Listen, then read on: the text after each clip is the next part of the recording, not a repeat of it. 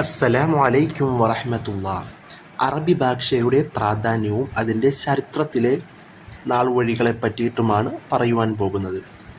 ലോക ഭാഷയിലെ വളർച്ചയിലും വ്യാപനത്തിലും ഒന്നാം സ്ഥാനത്തുള്ള അറബി ഭാഷ സെമിറ്റിക് കുടുംബങ്ങളിൽപ്പെട്ട ഒരു ഭാഷയാണ്.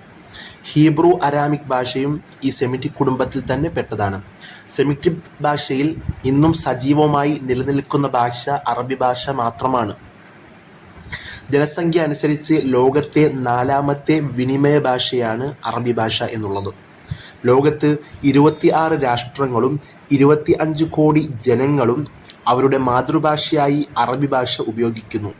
അനേകം പേർ അവരുടെ ഭാഷ അല്ലെങ്കിൽ കൂടിയും അറബി ഭാഷ ഉപയോഗിക്കുന്നു.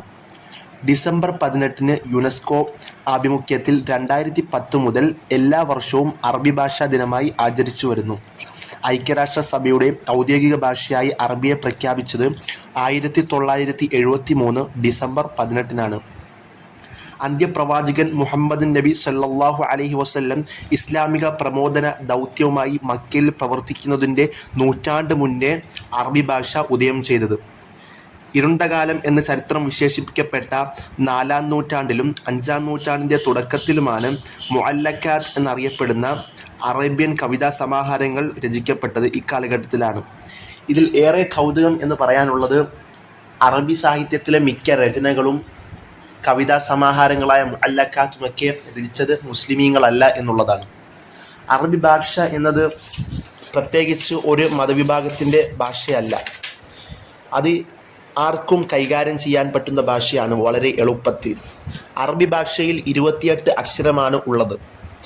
നമ്മൾ മലയാളം എഴുതുന്നത് പോലെയല്ല അറബി എഴുതുന്നത്. മലയാളം നമ്മൾ ഇടത്തു നിന്ന് വലത്തോട്ടാണ് എഴുതുന്നത്. അറബി എന്ന് വെച്ചാൽ വലത്തു നിന്ന് ഇടത്തോട്ടാണ് എഴുതുന്നത്. വളരെ എളുപ്പത്തിൽ പഠിക്കുവാൻ സാധിക്കുന്ന ഒരു ഭാഷയാണ് അറബി ഭാഷ.